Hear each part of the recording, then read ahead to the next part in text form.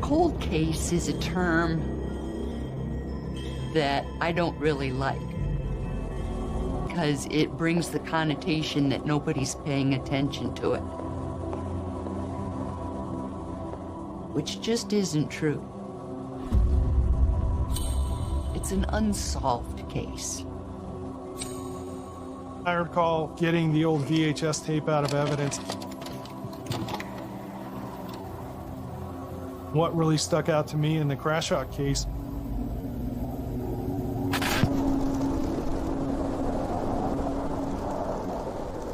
was actually watching that on the screen.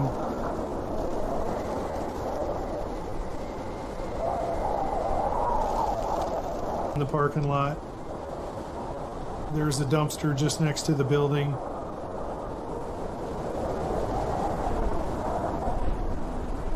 And then right beside the dumpster,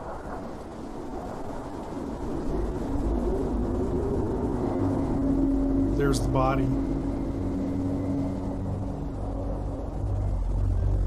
I remember Darlene's hair moving in the breeze with her naked body laying out in a parking lot with a bunch of snow.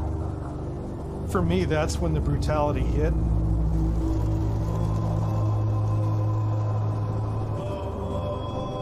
The way she was treated and killed.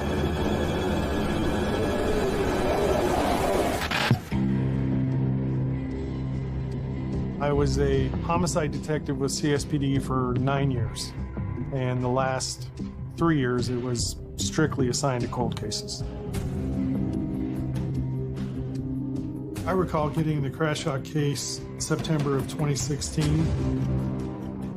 We knew it was different than the other case we'd seen before. Darlene Crashock case file was significant in its length.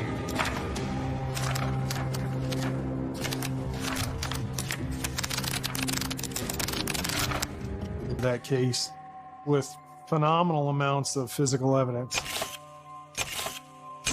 It never ended for 32 years.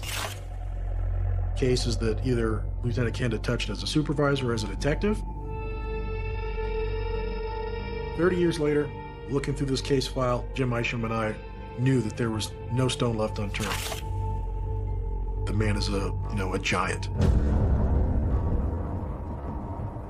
I worked in my father's business when I got out of college, and I wound up hating it. And I said, I want to be a policeman. So I applied to Serpy, and we took Horace Greeley's advice, and we went west. And it was wonderful. So I was very busy being a policeman. I didn't like it. I loved it. I would have done it for free.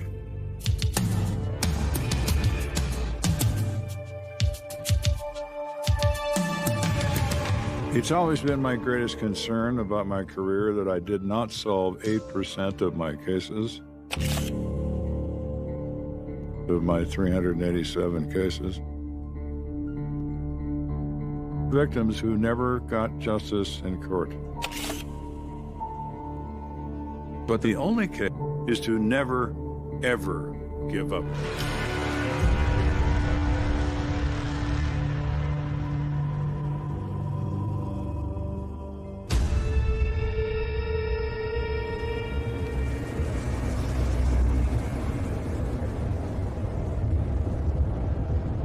That early morning, it was around 5:20 in the morning. We're probably about almost an hour away from our shift being over. It was a bitter, bitter cold day. I had made the decision, let's check some of the local bars, make sure we don't have any, buddy pass out in their cars in this freezing weather. And we both saw something laying next to the dumpster behind one of these businesses. Is that a mannequin?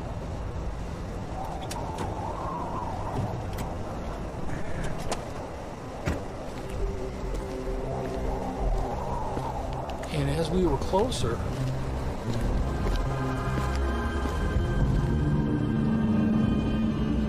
you see that it was a female. That's a real person. And when you see that, it takes you back for a minute. Of course, they showed you horrific pictures of people that had been shot or stuff like. I don't think anyone's ever ready for that. And at that time, dispatch, I probably woke every one of them up when I came over the air and said, we have a DB, meaning a dead body.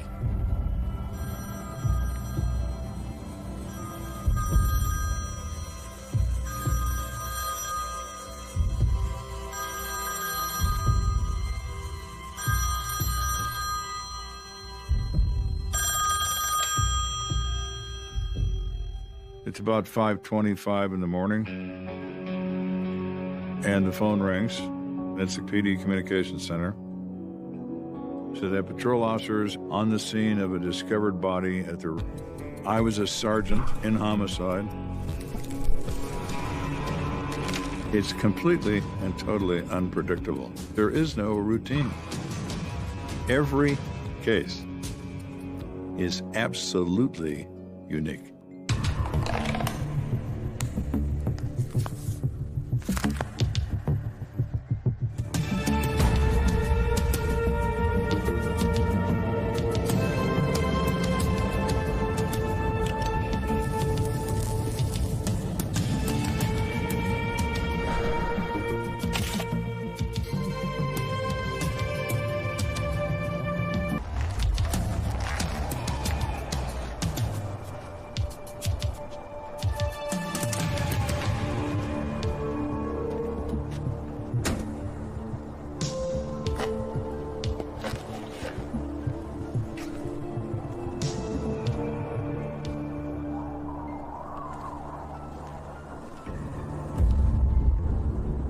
The CSPD homicide unit, they were the blue ribbon homicide unit, in my opinion. The sergeant on scene happened to be Joe Kenda, and I appreciated his dedication.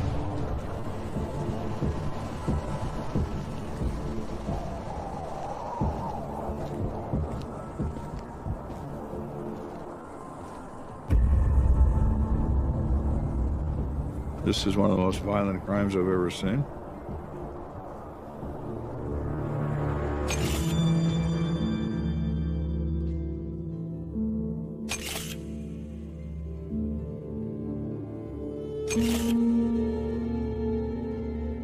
I've seen many things, not many this extreme.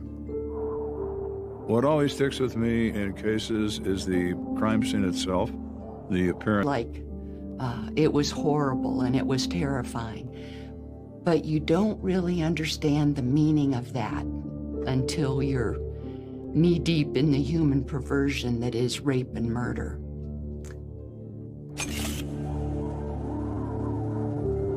The body was nude, other than her jeans were on one of her ankles. A shoe was laying off to the side. There's a diamond ring on the ring finger of her left hand. Single stone, small, but it has value. It isn't removed. This isn't robbery that goes.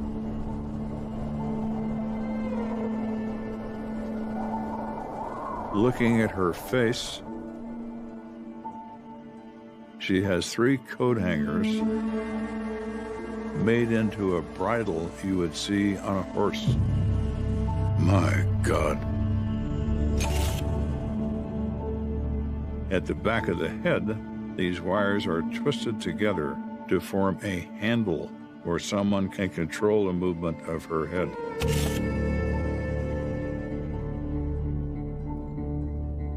The wires cut into the joints of her cheeks and into the flesh.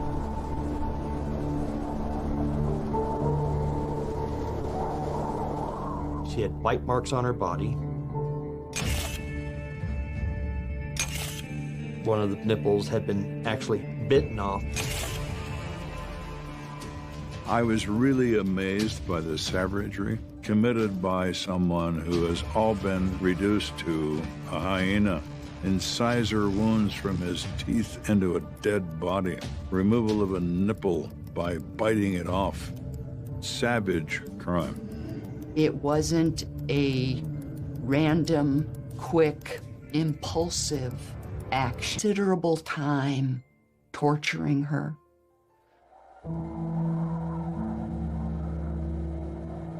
The body looked so cold and so alone. First off, you got to figure out who this victim is. In this particular case, lo and behold,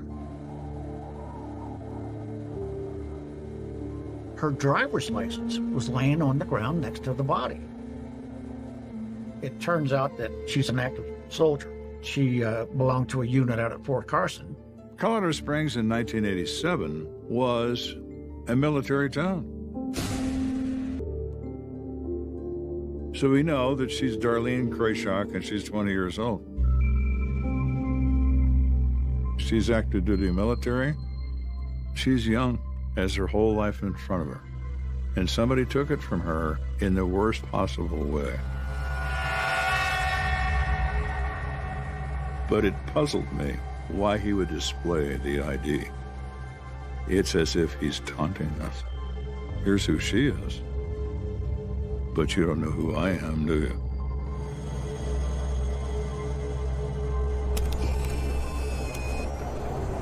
Charles Green is our crime. Meticulous evidence collector, photographer. He was so careful and so attentive to every little detail.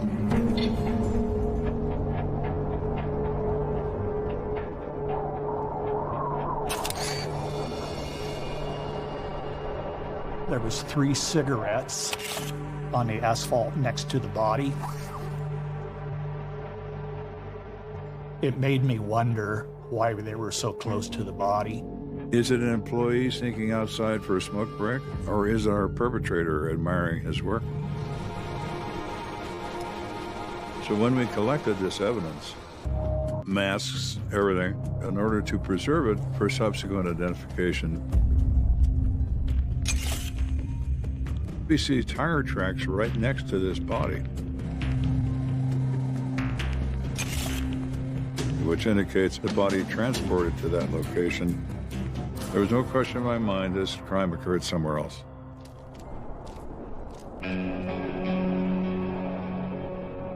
Where did it occur? We don't know.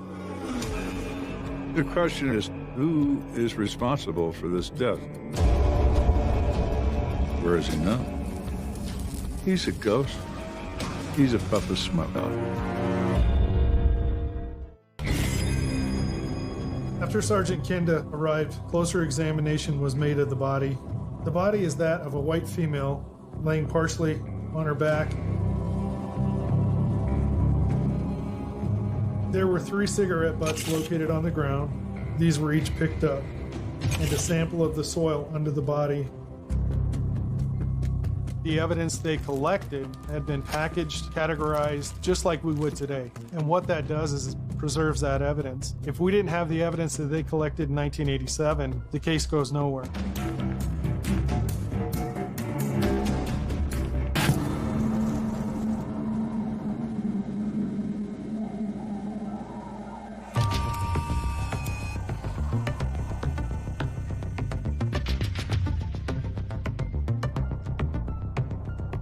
So I'd leave that crime scene area, and I want to go talk to the people in the Korean Club.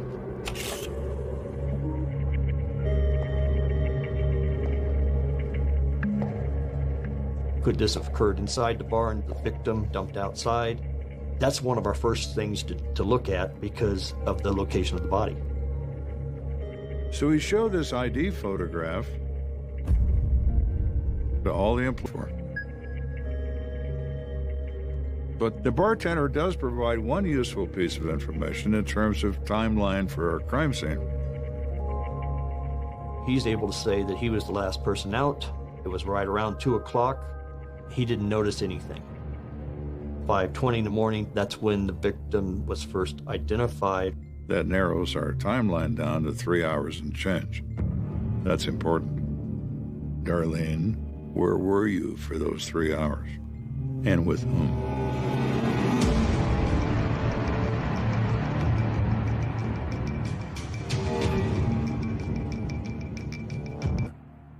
The violence became even worse.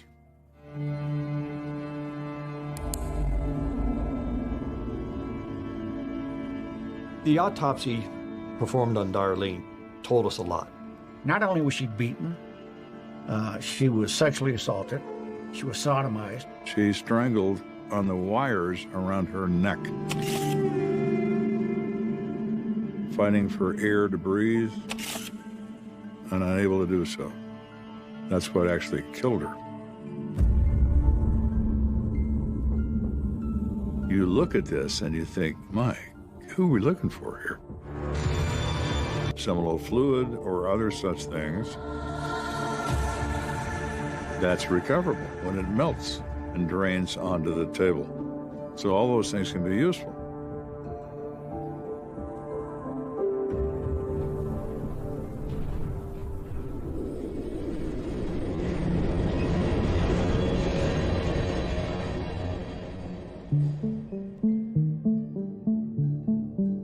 Most homicides in the United States occur between people who know each other. So you have to find out who Darlene Krayshock is before you can possibly find out who may have wanted her dead.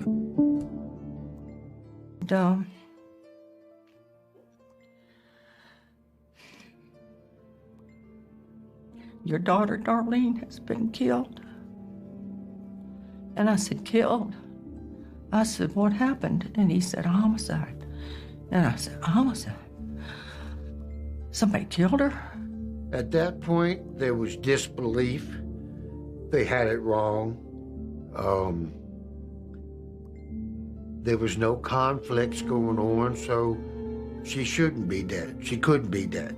Quite honestly, it was a basket case.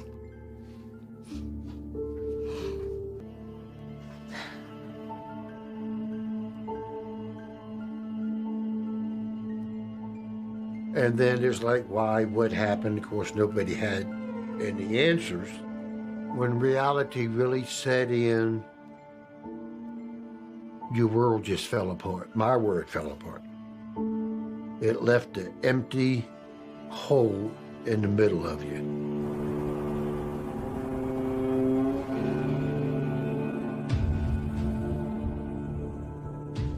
Mr. and Mrs. Krayshock come in to deal with the loss of their child. Darlene was born in Baltimore, Maryland. Outgoing, she was very caring. It was more than mother and daughter. You know, we were kind of best friends.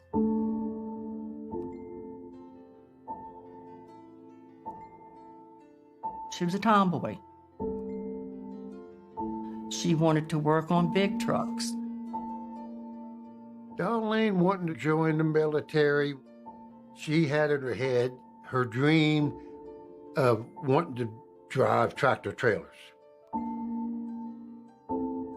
So she joined to get the Army to teach her. Her serving. We asked them about something we noticed at the crime scene, that Darlene was wearing what looked to us like an engagement ring. Do they have any knowledge of that? Oh, yes, they did. She was actually married once to a young man who was in the Army. A Glenn Garinger.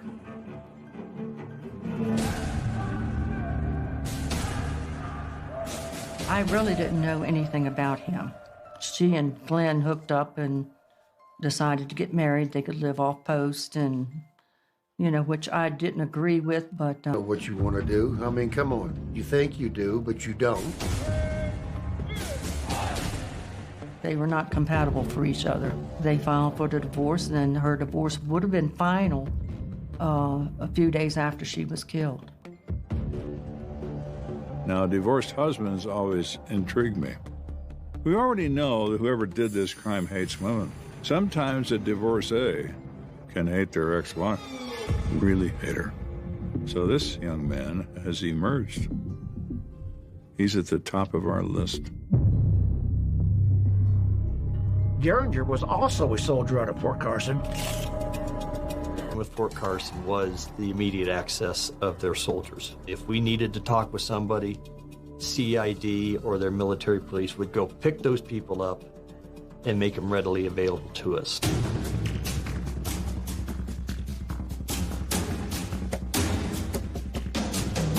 Well, Glenn, who are you?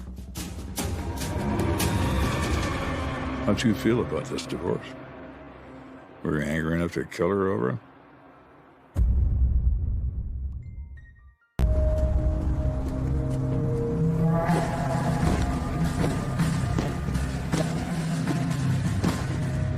And trying to look emotional, trying to fake as if they're sobbing.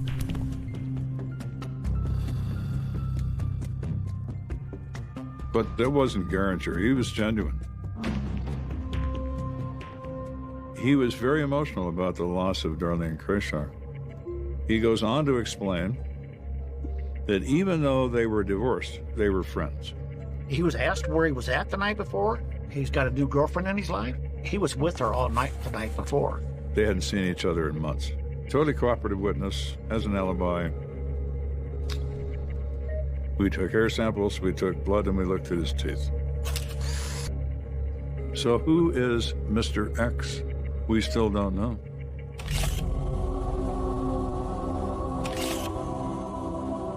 Everybody we talked to, we took a blood sample from and preserved it to create a database of biological samples. The process to do that was complicated, and it was expensive. And I argued, let's do this. And it may never come to anything, but it could come to everything. So we did it. So everybody we spoke to in this case, I had their blood. Deteriorate and could still be used for comparison 30 years later was phenomenal. In 1987, DNA was really not even part of our conversation. The first DNA case was in England in 1986. It was something that we thought, wow, that sounds pretty cool. I wonder if someday we'll be able to use it. But then fast forward 30 years,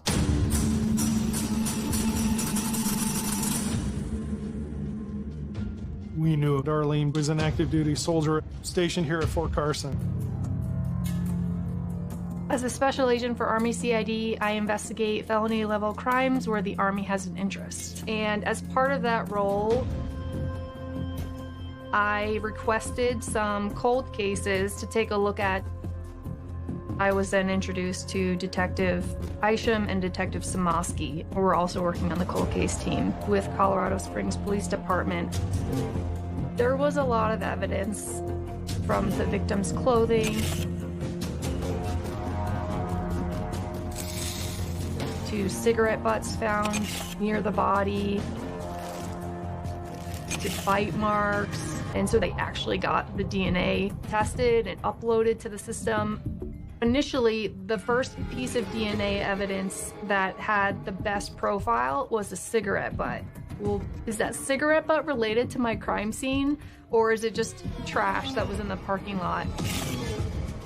The lab examiner was able to confirm that the DNA profile on the cigarette butt matched a DNA profile that was all over the victim's clothes.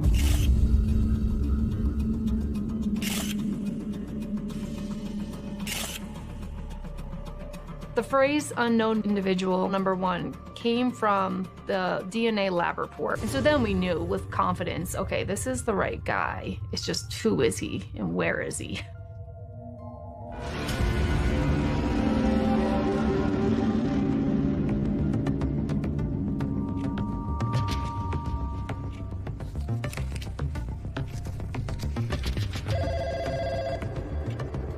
I get a call from CID. New information comes forward. There is a female soldier whose name is Carolyn Smith. She's active duty military, and she's sitting in an interrogation room awaiting my arrival.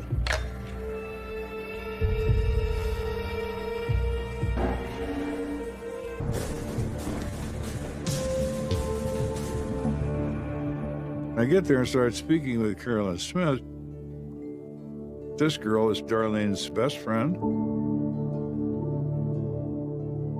We are well aware that 20-year-old girls tend to bump their gums with their friends. What can Smith tell us about Darlene and her associates? She had spoken to Darlene about 2 o'clock in the afternoon before she went missing. She indicated then Darlene's going to go out to Shelfless nightclub with a couple of the guys from her unit there at Fort Carson. Darlene says Sergeant Lord is going to take me. That's her sergeant who's in charge of her platoon. And she says another fellow, Tim Robinson, is going to go with him.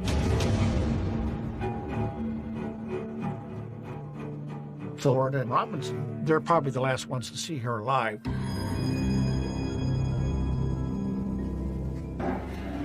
The thing I always say about CID, God bless them, they don't mess around. The civilian authorities say you might be involved in a murder, they will put your nose in the dirt and handcuff you and drag you from wherever you are to an interrogation room. And CID, in typical fashion, obviously know that Darlene Craystock is dead. Everybody in Fort Carson knows. Why wouldn't they come forward with the fact that they were with her that night before? So when I walked in to talk to Eric Lord, I took his handcuffs off. I said, we're not going to need these, are we, Eric? No, sir. I said, okay, let's get them off.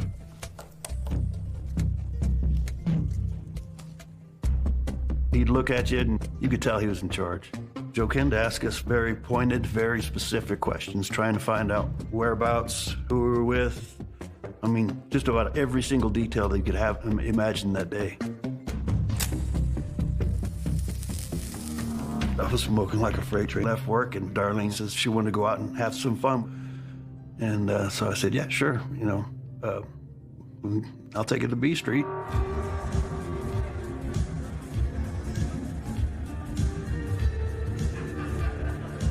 Robinson was dancing with Darlene, and, you know, we're just having a good time.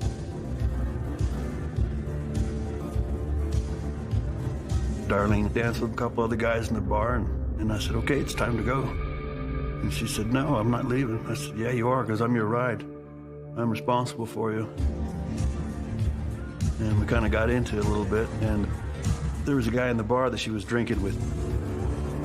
But Lord describes him as young, GI, doesn't know him, never seen him before. You can usually pick a soldier out just by the, you know, the way they walk, the way they carry themselves.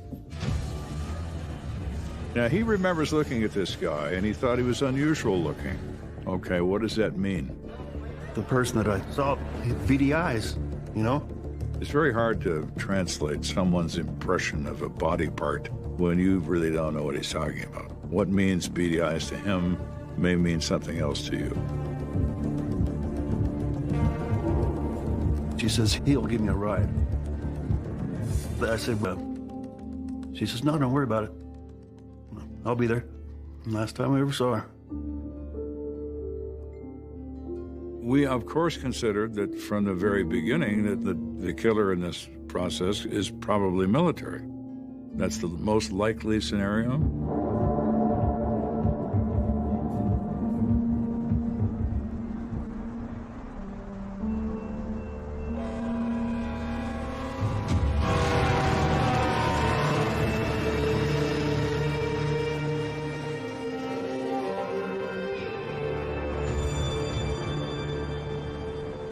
To think that even then work alongside with. As a special agent for Army CID, I didn't want to give up on that. In 2017, the technology called phenotyping, that was the most advanced DNA technology we could do at that time. Early in 2017, I came across this company called Parabon, and I saw that they had the ability to take DNA and identify with a certain probability what color eyes this person might have, what skin tone they might have. We learned when we got the phenotype, the individual that the DNA belonged to was a white hair, hazel eyes.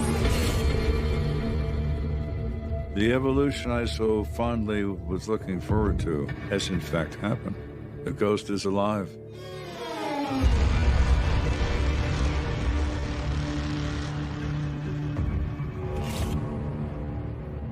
We have Sergeant Lord, the last man to see Darlene Craystock alive. At the time, Eric was trying his best to convince this girl to come out of this bar. It wasn't enough. He got tired of that and he left. And then next day she didn't show up. And I said, let's give her some time. And then we had found out that there was a girl found. The girl's body was found. I said, oh my God, that's it. That's her. And literally just, whole world just caved in.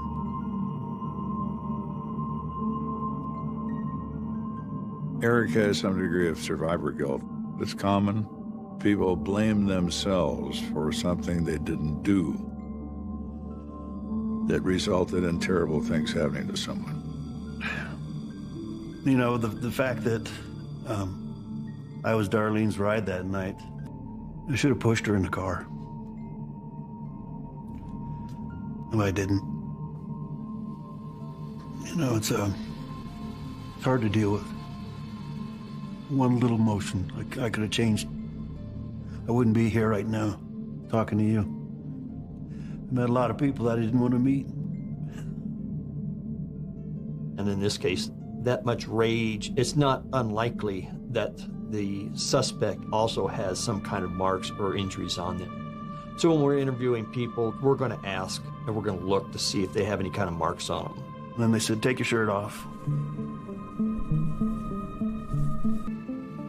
He's perfectly clean, doesn't have a mark on him. We still take blood and hair from him with his consent. They looked at my teeth. Actually, they took bite impressions. It was very involved. The story Eric Lord tells is perfectly reasonable. The best person to confirm that story is Tim Robinson, because he was there too.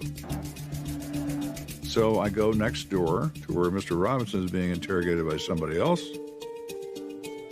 Tim and Eric provided very consistent information about their association with Darlene. Then we asked him to take off his shirt.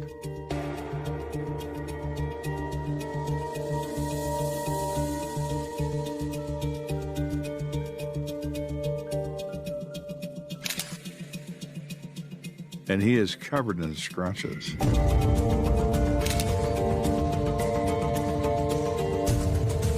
He has them on his back, in his chest, and his arm. Mr. Robinson, you suddenly have some serious explaining to do.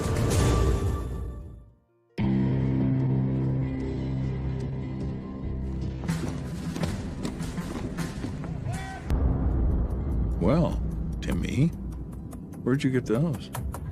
He's one of the last to see her. He's got some marks. This is starting to look pretty good. Robinson gets very upset. He knows the Army has a habit of hitting you over the head with a sledgehammer when you get accused of a crime. I looked at him and asked him, can you explain the scratches and marks all over you? And Robinson said, I know this girl, and I went to see her that night, and all these marks came from her. Well, something you don't hear every day, but there are people that do that sort of thing. He's in a relationship with a gal who... I still take hair and blood samples from him, and I ask to look at his teeth. When I do look at his teeth, they in no way match the bite mark evidence we have. So Mr. Robinson has an alibi.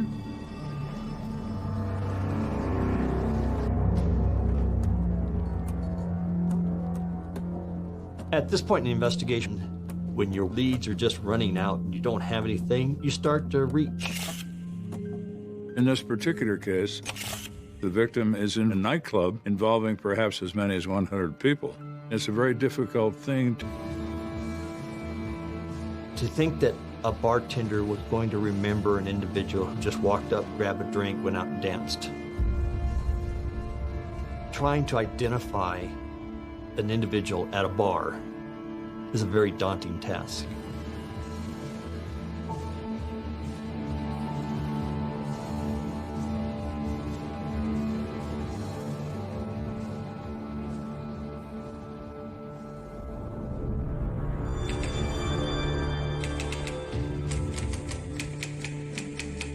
As a homicide detective, you engage in a process of elimination.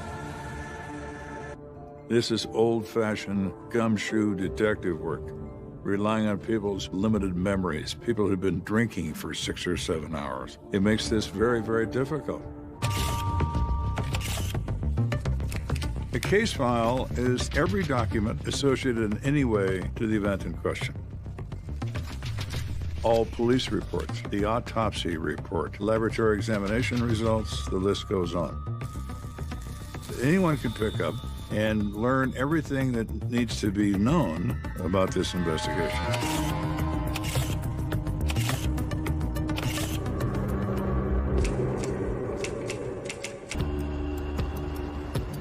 The 30-year anniversary of Darlene's death was on March 17th, 2017.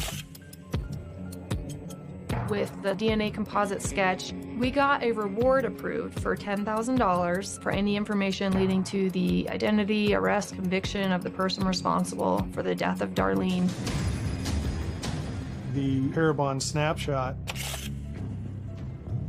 can give us predictions, ethnicity, race, hair and eye color. First one they give you is at age 22, and then you can do a photo enhancement for the same person at age 50. That's really when it kind of opened the door.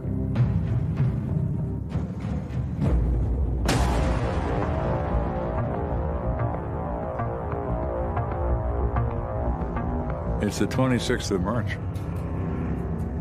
1987. 9 days in.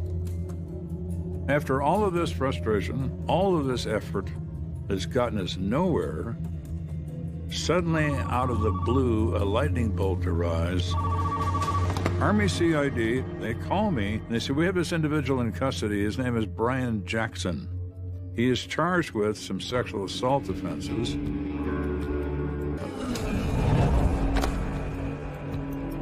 Well, hallelujah, there is a God. We're on our way.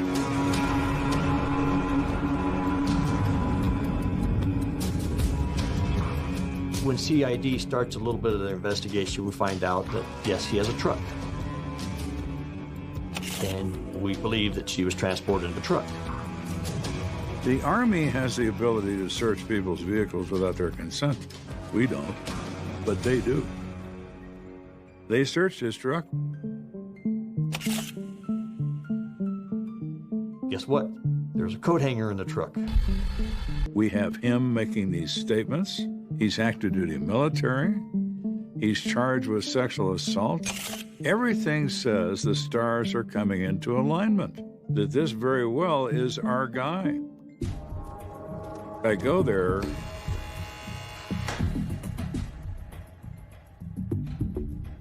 And everybody and his brother begins to show up. The Staff Judge Advocate General for Fort Carson is there. The Commanding General of the 4th Infantry Division is there. The Chief Judge of the court is there. And of course, all heads turn toward me. He's going to be a nervous wreck. We'll see where this goes.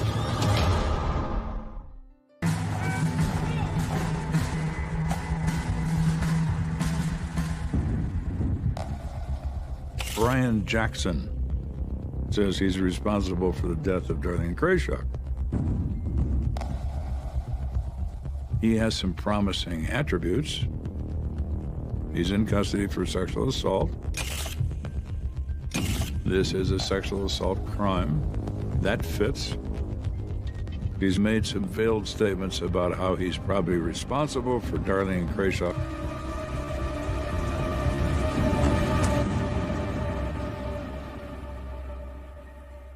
No. It rises to the level of further inquiry. So Jackson, he's been in the Army 12 years. He's an infantry guy. He's married. Jackson is currently charged with 2 counts of sexual assault against female soldiers in his company. He is in the trouble of his life. That can lead people to say things that otherwise aren't true, looking for leverage, looking for a way out, looking for something.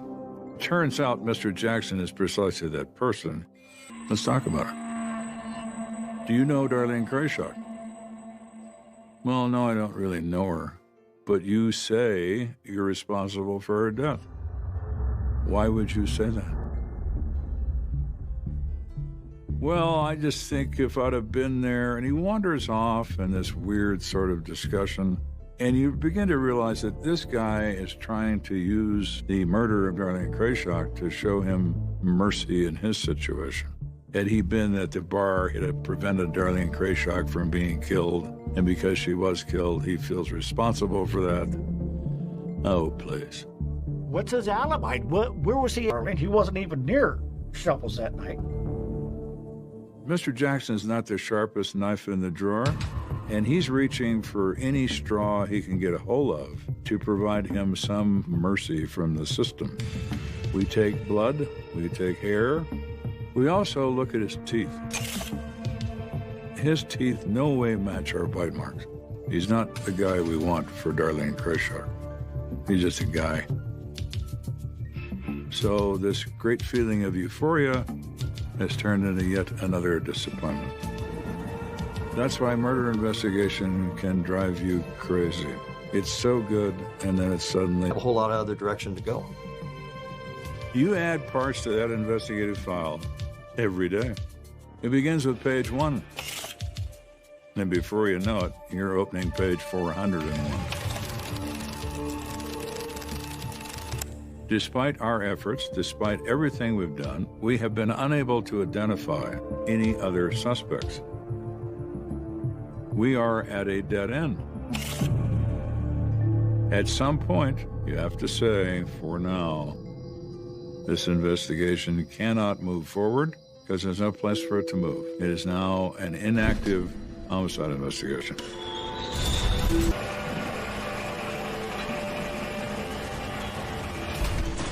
Nobody wants to quit. We want to get the answers. I felt I had done everything in my power to find out who killed her.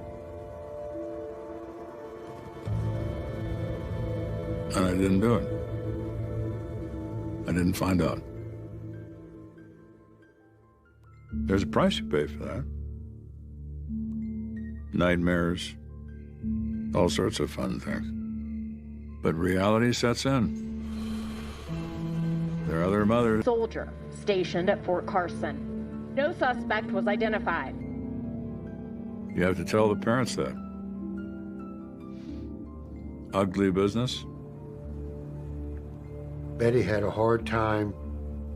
She fell into a deep state of depression, put her under doctor's care. Like any other mother, she just cried a lot. I just had to know. I want to know. Find them. How hard could it be? You know, that's me, and that's any parent. You have to understand he's walking around loose, and we don't know who he is. We have no idea who he is. But people who commit crimes forget something that's extremely important. The police do not forgive, and they do not forget. And someday, your knee is going to touch the ground.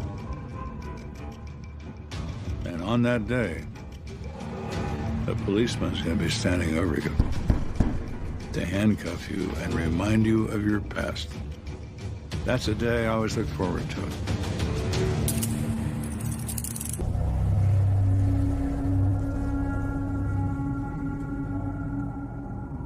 In the case of Darlene Krayshaw, there is no one left to investigate.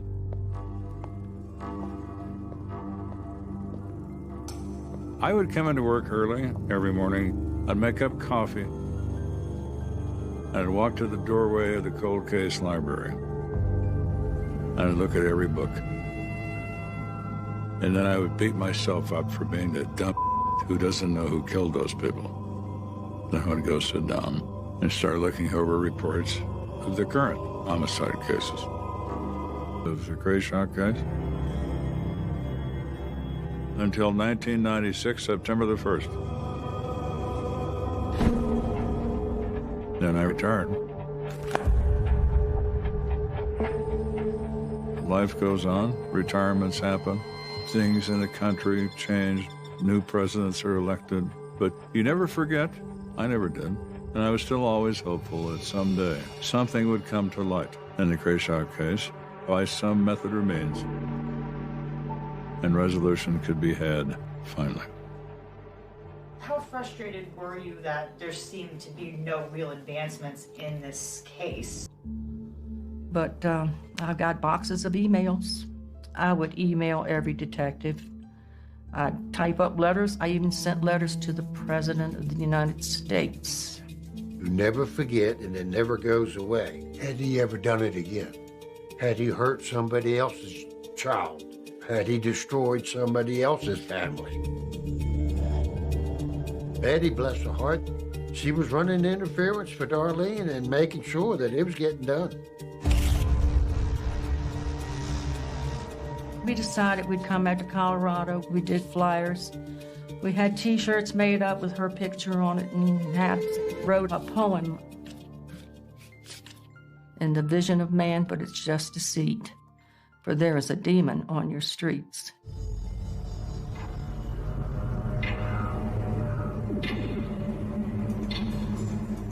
You may know his face. I know it well.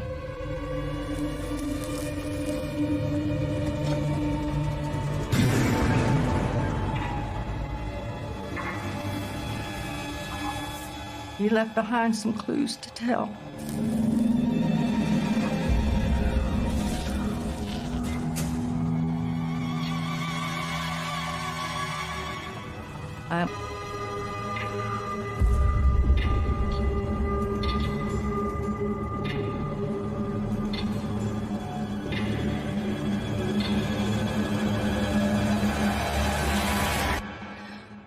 I know the secret. I know the truth.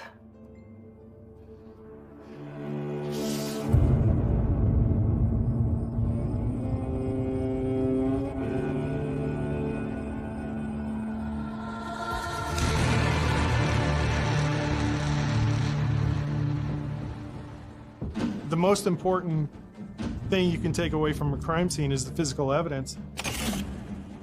Specialized training in collecting that evidence. You know, we have the benefit of video and technology and getting into people's social media and cell phone accounts that actually help solve cases. But Joe Kenda especially came from an era where you had to find evidence.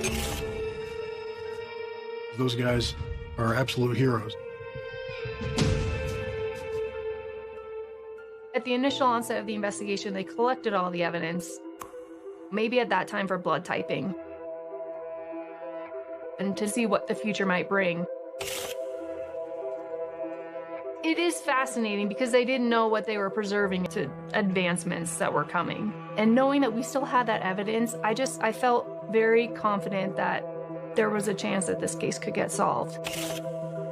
The suspect's DNA profile had been entered in CODIS, the nationwide system, and as of 2018, there had been no matches, which told me that since 1987, if no one's DNA had been entered into the system, it was very unlikely and getting less likely by the second that was ever going to happen. It blew me away that even though we had a really solid DNA profile in the National DNA Index, we still didn't have a suspect. After the phenotype, social media just blew up. We were getting calls from other countries based on seeing stuff on Facebook saying, maybe I know this person. Social media brought us tons of leads. unfortunately, not a lot of them really led anywhere. You know, it's disappointing. That composite sketch, I had it posted on my desk.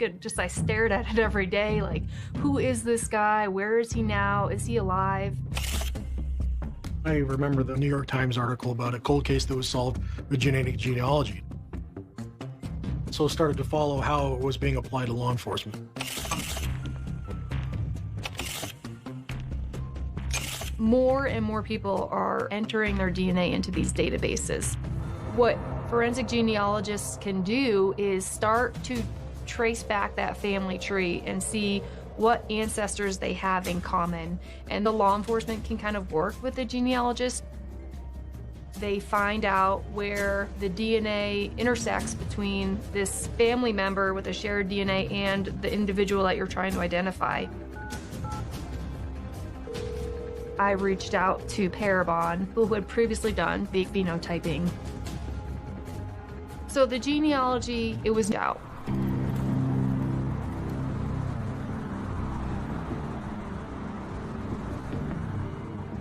It was probably about a year. And that whole time, I'm just like, I know it's coming.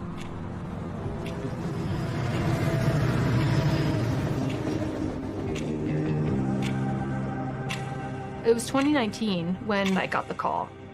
We've got a possible match, a familial match with the suspect. It equates to about a third cousin. And so this is something that we can work. It's workable. Agent Veltri called me and said, I remember I looked at Detective Samosky and I just told him, I said, I think we got our guy. And he said, are you sure? And I said, I'm not sure, but the science is sure.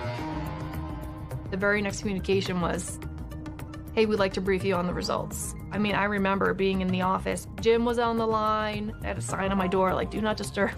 And we're just all sitting there. For 32 years, the CSPD have been trying to identify a ghost. And finally, after advances in science, willingness to pursue that ghost that's out there running in for.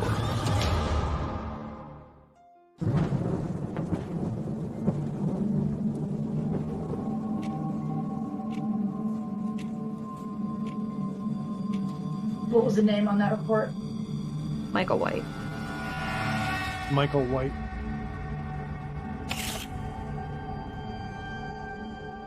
Michael White was tentatively identified from the genetic genealogy. His name is Michael David White.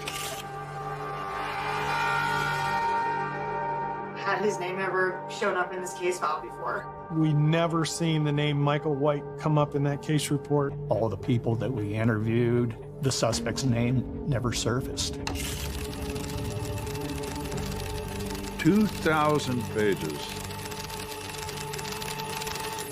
And Michael David White never appears. We never heard of him, nor did anyone else.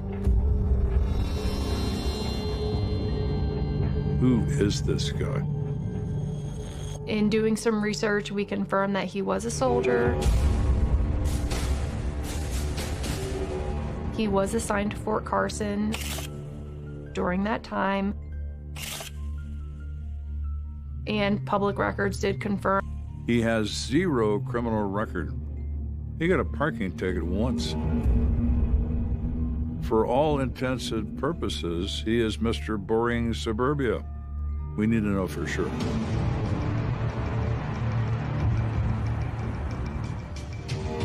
We need to surveil this guy. We knew that he was stable, married with a home in an affluent suburb of Denver, and working a pretty good job in the telecommunications industry. We needed to get a hold of his DNA to confirm that he was the person.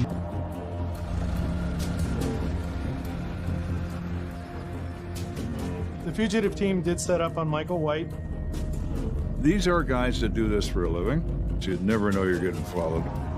They keep peeling off, trading off. They're good at it.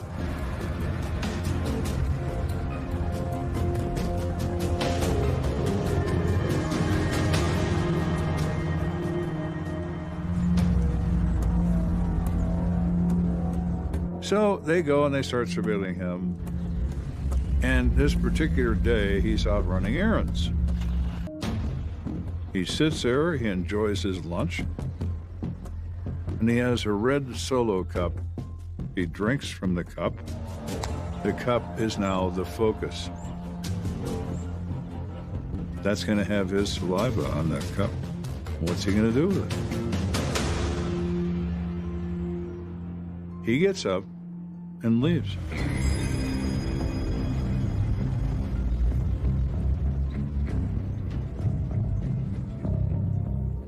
So we didn't need a warrant. He technically has no privacy rights to that.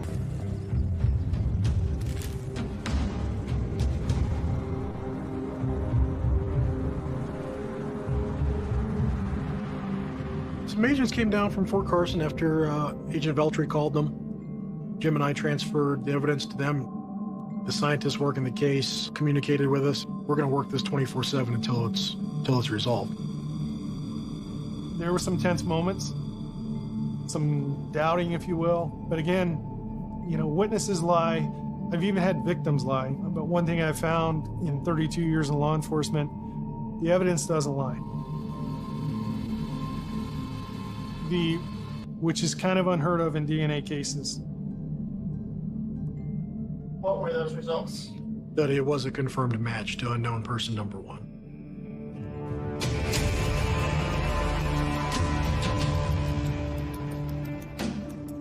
My. It is him, without question. He is the only guy who deposited his DNA on and inside the victim in this case.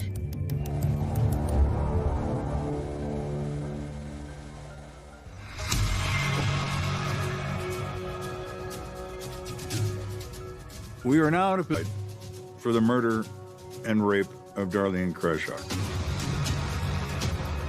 It's time to go to jail, Michael.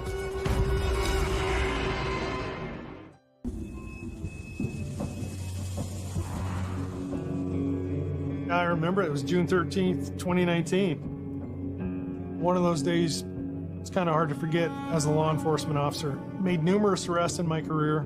This one kind of rises to the top. I called Agent Veltri and said, the warrant's been issued for Michael White's arrest. We wanted to give them the opportunity to be there, because without... You know, we're in the car and we're heading to Denver. We met at a park in Thornton, Colorado, and a plan was devised.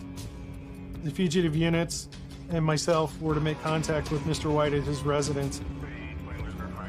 We knew that there was at least one other adult living in the house, identified as his spouse, and we didn't want to put anyone at risk. You know, this guy is a trained soldier. You know, someone is not a threat until they're faced with being arrested for a crime they committed 30 years earlier.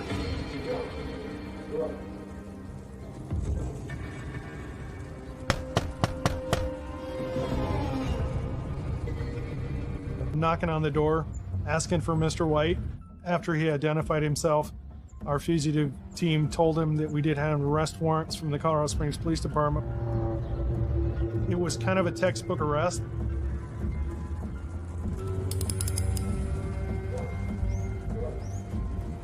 There was no fighting, no screaming. He said, okay, well, he was transported in.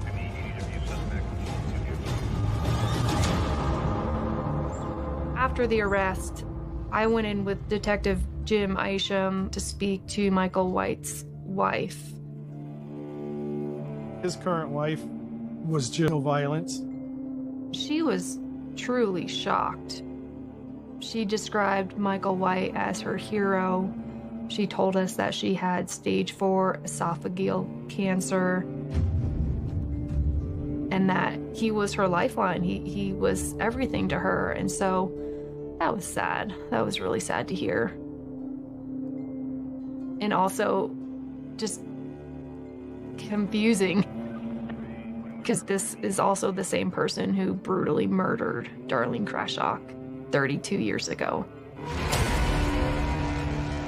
A killer looks like everybody else. What does he look like? There is none of that.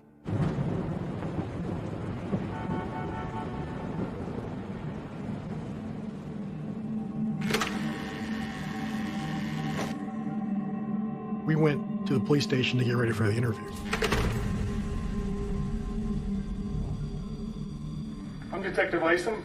I go by Jim. I work for the Colorado Springs Police Department. Did I commit a bank robbery when I was down there last year for something I don't remember? We can talk about that. I observed the interview from another room, and that was like the first time I really laid eyes on him. First off, you have the right to remain silent. We knew the person that committed this crime didn't make it through life just settling for whatever got handed to him. So are you okay starting off talking with us for now? Yeah. He did waive his right to speak with us. So we started the interview. What's this about? It's about a 1987 cold case that we're investigating. Myself and Detective Samaski both work for the Colorado Springs Police Department's cold case unit. Cold case. I remember him making a comment, so old cases that haven't been solved.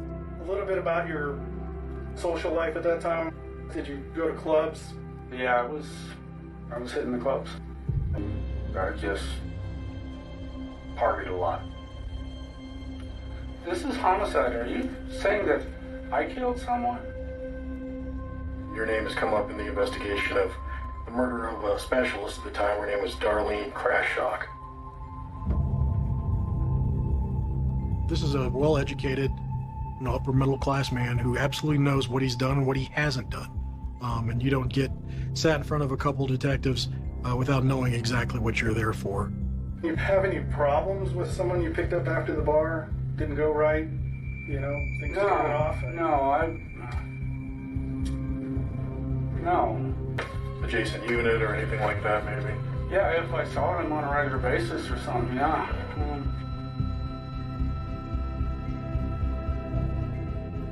And I remember sliding Darlene's picture on the table, and after a big gulp from the water, he looked at it with a pained expression before stating that she looks like my wife. She looks like his ex-wife. At the time. And he said, but I know it's not her. Once I showed the picture, it seemed like he wanted to disassociate himself with the table, the picture. She might have come through processing or something. Kind of changed. We're here because of DNA. DNA is what led us to you. It was definitely an eerie feeling watching the interview, and I do remember specifically him saying, "You saying I had sex with this girl? Because that is possible. I had sex with lots of women, but I never killed any of them." Anyone I had sex with outside my wife would have been at the bar. He denied ever seeing her. But I never had sex with anybody and killed them. Or even knowing about the murder. It's quite a bit. So that's why we're here. Yeah, this is wrong. There's something wrong here. And at that time, he opted to invoke his right to remain silent. And I remember standing up to leave the interview room, and he looked at me and he said, "How do I defend myself against this?" I just thought of myself, if someone would accuse me of this heinous crime and I was completely innocent, I wouldn't have the attitude of sipping my water asking, how do I defend myself? Before 30 plus years since this murder happened, teeth impressions aren't very meaningful over that period of time. He had a pained expression on his face. You could tell that he was fighting back tears. It was almost a combination of extreme anguish and disbelief. To me, it was the face of someone who worked hard to prevent this day from ever occurring, and here it was happening. I'm very proud of the detectives in the cold case unit, Isham and Samaski. They took an oath. They did what they said they would do.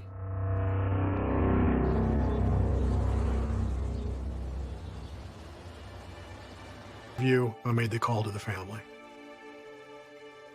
You have a defendant in custody, then you tell the family.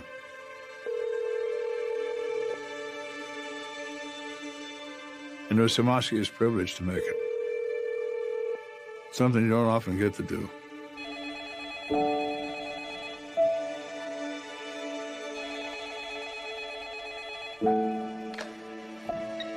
I answered the phone.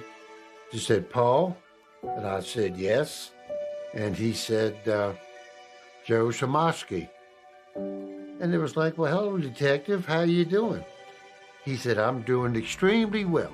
I've got something I want to tell you. And I want you both to hear it at the same time. Paul said, come here, you've got to hear this. He said, I've waited 32 years to tell you this. And I told them the Army CID and Colorado Springs Police Department had made an arrest for the homicide of their daughter, Darlene Crashot. And that's when we heard they'd made an arrest. They got him. And I know all they could hear was me screaming. That was the best day of my life.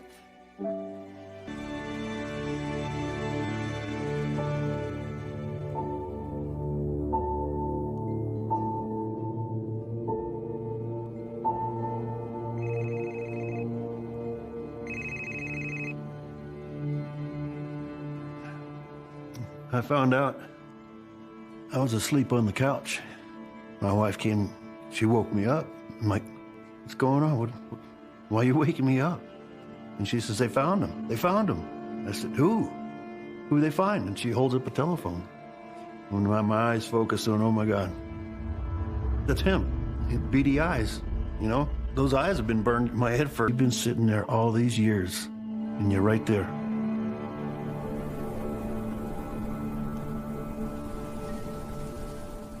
Mr. White comes across as intelligent, calm, even arrogant. Understands DNA, maintains you're the wrong guy, he made a terrible mistake. He wants to go to trial. Let's do it. Let's go to trial. In talking with the defense attorney, he told me Michael White will consider no offers. He doesn't want a deal. And I asked him why, and he said, well, frankly, you're not getting the evidence in. Our biggest, Charlie Green, who was the evidence tech at the time, was no longer alive. The coroner himself was no longer alive. We'd lost several other detectives. We have to find a different way to have that evidence admitted at trial. So we had lead detectives who were present on scene.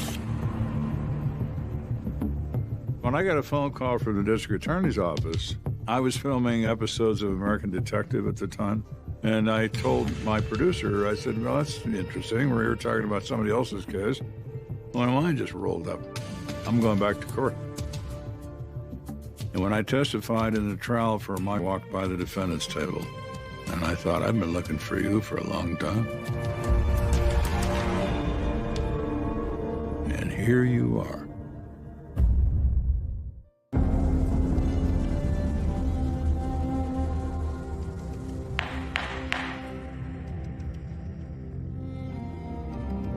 When I walked into that courtroom, because of my current notoriety, you could hear a pin drop.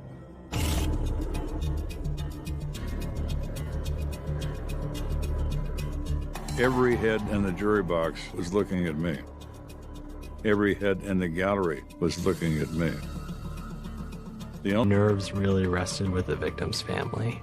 Paul and Betty had been struggling with unanswered questions for 30 plus years. I think there was some concern there what was going to happen when I first laid eyes on him. And we did lock eyes. And he knew exactly who we were. How was it seeing Michael White?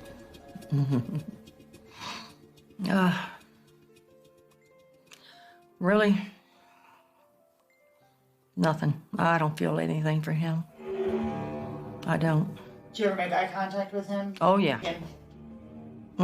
I don't want to say. I then took the stand and explained at the time this crime occurred, I was a sergeant and a supervisor in homicide. Joe's primary role in all of this was to help paint the jury a picture of what detective work looked like back at the time.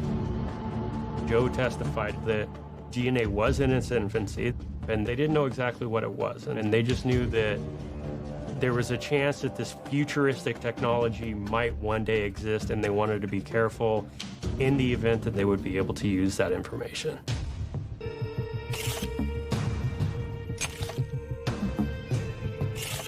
How and where it was recovered and by whom, and by what method was it marked and eventually stored. He was able to illustrate for the jury the level of care Charlie Green was notorious for.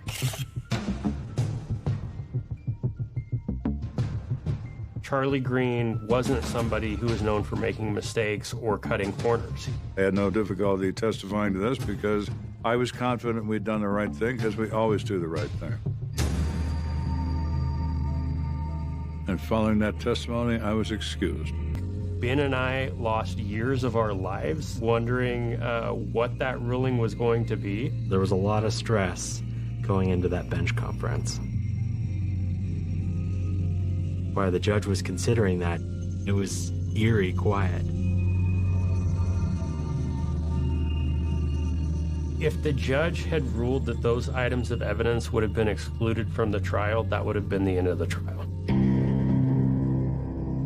And when he admitted that first item of evidence, I took my first relaxed breath.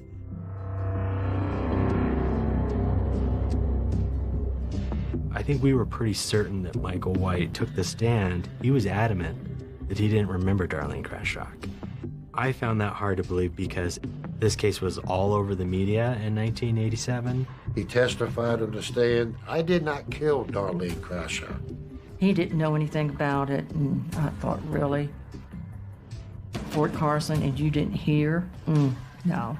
Michael White's statement to his attorney essentially was that it's possible he could have come in contact with her, and that he would have sexual encounters, sometimes in the bathroom of the bar, sometimes in his car. Their theory was that this DNA had all gotten on Darlene through transfer DNA. Like a horse bridle, the cigarette butts, obviously, that were found at the scene of the crime. Certainly, there's no good answer for Michael White on the cigarette butts. The defense tried to argue that this was transfer DNA. That theory is debunked when you combine that with the 3 cigarette butts that are found next to her body. Because the person who randomly decided to rape and kill her without leaving any of their own DNA wouldn't have had Michael White's 3 cigarette butts from that night. In 1987, nobody knew what the hell DNA was. So there was no way that they could make that argument that somebody was trying to frame him by placing his cigarette butts at the CG that the police could have investigated at that time. In a case like this, obviously, one of our biggest hurdles is that we don't know exactly how this all went down. Because this investigation has been complete, we are now in a position to say, on the 17th of March, 1987, St. Patrick's Day, Darlene decides, I'm going out tonight to Shuffles with 2 friends.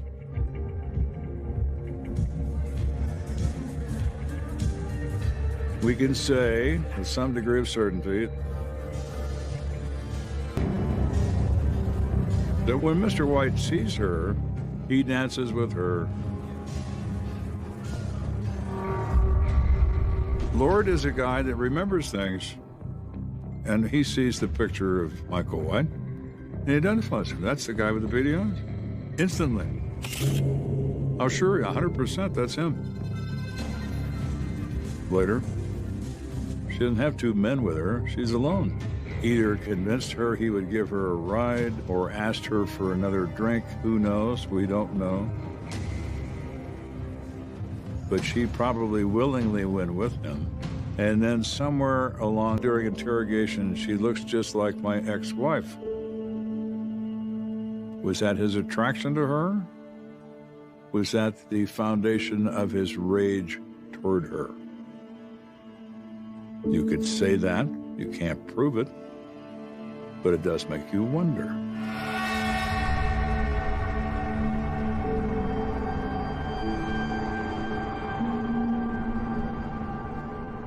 We don't know the crime scene, location, but Mr. White loses control.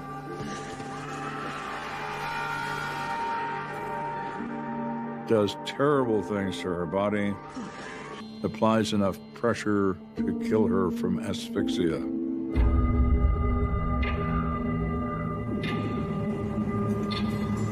He then dumps her body next to a dumpster. One of the things that's surprising about that crime scene, 3 cigarettes consumed down to the filters. All 3 contain his DNA. It takes a few minutes to smoke a cigarette, yet he smoked 3 of them. What's he doing? Admiring his work?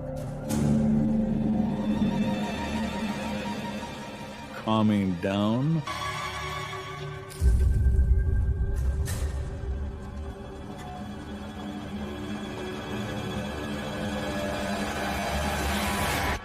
At the very moment that he was having those thoughts, that no one's ever going to know, there was a British research doctor at work on a DNA analysis tool and would allow people to identify Michael David White over 30 years later.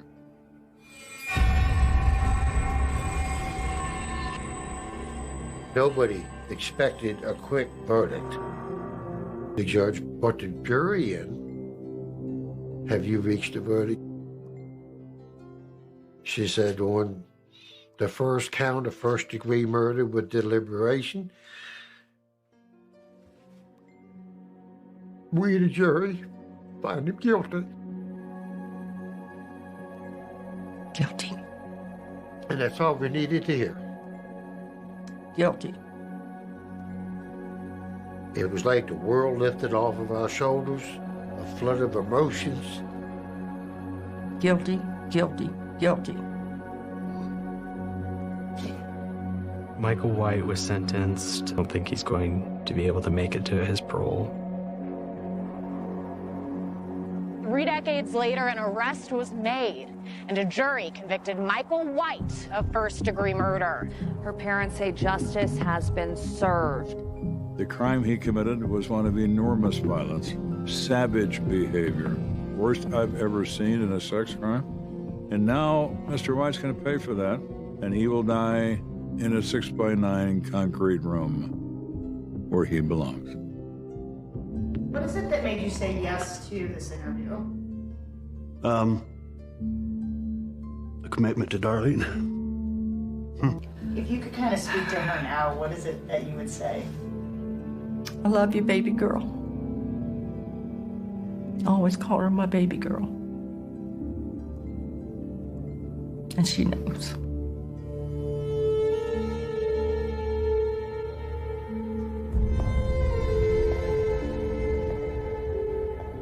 Mr. White didn't realize something that's quite significant.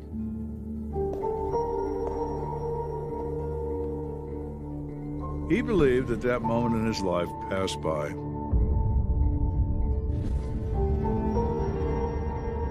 And he survived it. He got away with it.